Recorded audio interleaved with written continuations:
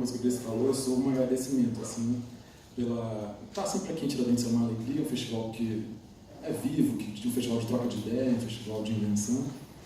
E tá aqui com Vitor, que é um colega que eu admiro muito, Ricardo, que é um amigo, assim, que a gente se conheceu ali em 2007, 2008, e que sempre, enfim, com distância ou menos distância, trocamos com intensidade e afinidade.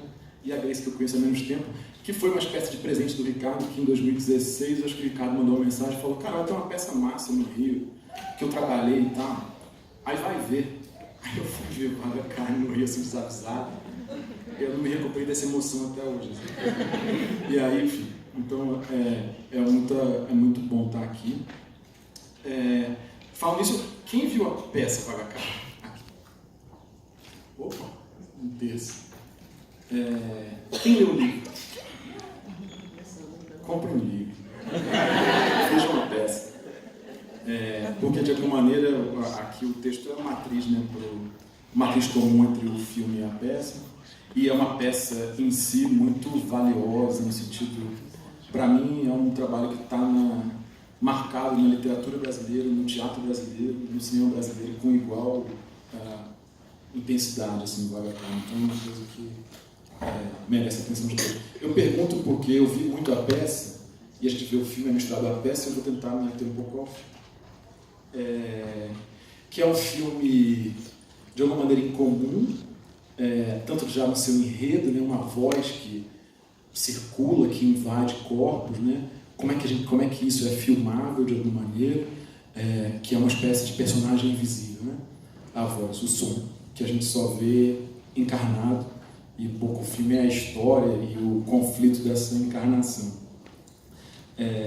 Então é um filme que exige da gente um refrescar do nosso próprio entendimento do o que é o corpo, as imagens que a gente vê. Os grandes trabalhos em arte, eles sempre fazem isso, né? Eles exigem da gente, de uma maneira muito veemente, uma renovação das ferramentas. Vaga Carne faz isso, assim, de uma maneira muito intensa. No sentido que eu fico me perguntando o que é esse corpo, o que é um ser, o que é uma voz que entra num café, que comenta mostarda, que comenta cachorro, e aí o filme tem flashes de cachorro, né? Onde aquilo se localiza. Então, ao mesmo tempo, é um enredo direto, mas ao mesmo tempo incomum. E também um média-metragem, né? Que esse filme também entra em lugar. E ontem, eu também não tinha visto, né?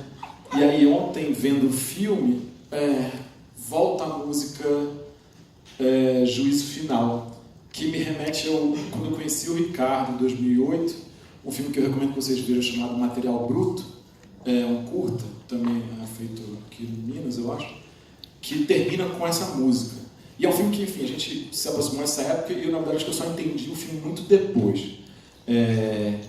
E eu acho que aí volta essa música Juízo Final, é a música que está mais ou menos quase na última parte do filme, uma senhora cantando. E aí me deu essa coisa que eu acho que, apesar de ser um filme comum e estranho, o filme faz, para mim, uma perfeita conversa com outros filmes do Ricardo. Não só o Material Bruto, não sei se vocês viram, tem online, mas também Permanências. Que são filmes onde os corpos, as pessoas, têm uma tensão vibrátil, material, onde as pessoas não são exatamente o que a gente pode dizer de uma personalidade, elas são uma coisa que não é no ponto do humano, mas ao mesmo tempo não é desumano no sentido moral, é uma coisa outra. E até o próprio Elon, que vai passar aqui depois, eu acho que tem uma energia disso no sentido de ser um personagem que é possuído. O Elon é um personagem que ele é possuído por uma coisa que é maior que ele. Então tem uma intimidade. Eu sinto que uma sessão muito boa seria o Vaga Carne com o Material Bruto Permanência. Assim, acho que esses filmes eles criariam eles têm uma caligrafia que é comum na sua maneira incomum. Aí ontem o Juízo Final me levou aos filmes do Ricardo. E com essa coisa, né, de como é que o Vaga Carne vai tratar de um processo de encarnação, né, que é tomar a carne, estar na carne, sem que isso seja sinônimo de ser humano. Eu acho que esse texto, esse trabalho, ele tem uma briga, uma questão com o humano, né? uma vontade de que o humano signifique mais ou que signifique menos, né? Como é que encarnar não significa exatamente se tornar uma pessoa na sua unidade. Então, como eu falei, esse é um tipo de trabalho que exige da gente realmente pensar as coisas de uma outra maneira. E eu acho que a transição para o cinema e a transcriação para o cinema traz um elemento interessante para o VHK, no sentido de que o cinema é um meio maquinal e objetal, né? Então as coisas precisam passar por artefatos, né? É uma conversa das máquinas também. Ontem, vendo o filme, eu estava muito na frente e a caixa estava muito saturada, então tinha uma vida dos objetos técnicos também, que eu acho que é algo que está no texto e que eu acho que combina com o enredo da coisa.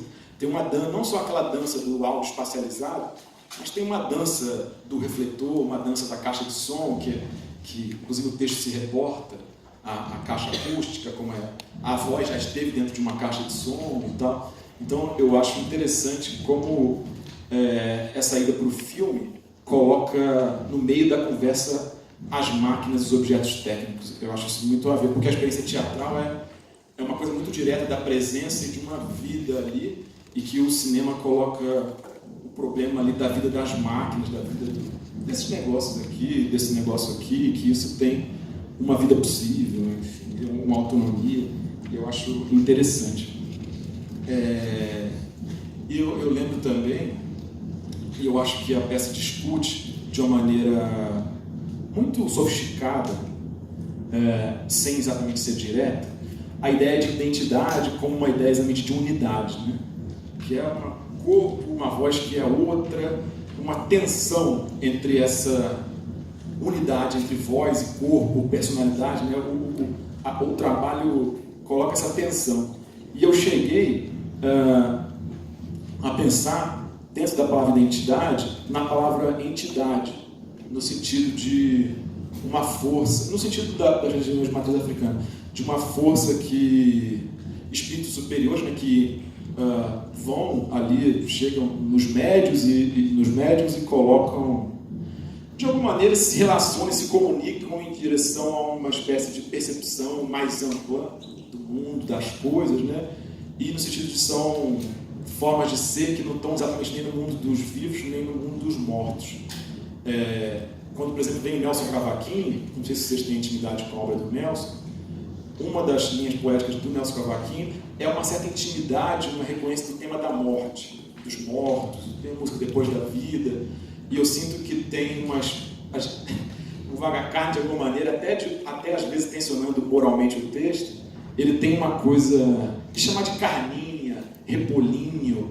Eu sinto que ali a morte e o passar para o outro lado não é um problema. Inclusive o filme é escuro, então acho que é um tipo de poética que tem que enquanto ontem a gente viu a palavra lá, necropolítica, eu acho que todo o processo de destruição ele tem também uma contrapartida inerente. Então eu acho que tem também, a gente pode mapear uma espécie de necropoética, no sentido de que um trabalho poético que é com a morte, que é com morrer, sem fazer disso um tabu.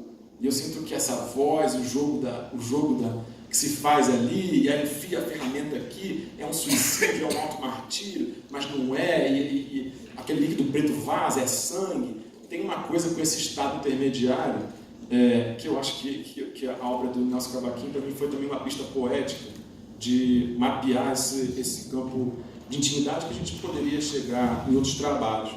Mas e essa pista da entidade tem signos também que me levam a isso, que são as inflexões de voz.